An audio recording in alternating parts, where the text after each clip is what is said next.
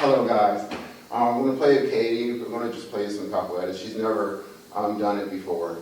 I've had some experience with it. So we're just going to go through some beginning kind of steps to kind of play with a partner, because it's a partner kind of dance. Typically, people characterize it being a circle and kind of festive and dancing. So at first, I'm just going to have Katie face me. And from here, we're going to have our feet up just a little bit wider than our shoulders.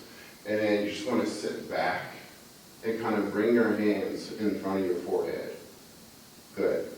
So how we're going to do it first is we're just going to sit here and kind of make sure we're reaching in our hips. We're not in our knees.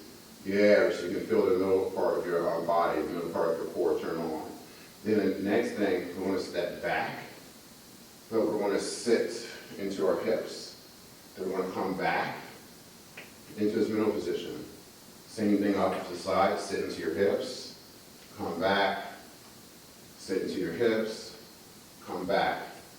So you want to make sure that you don't cross beyond where your foot is as best as possible. So if I'm here, I don't want to go here, because then I'm probably going to come out of balance.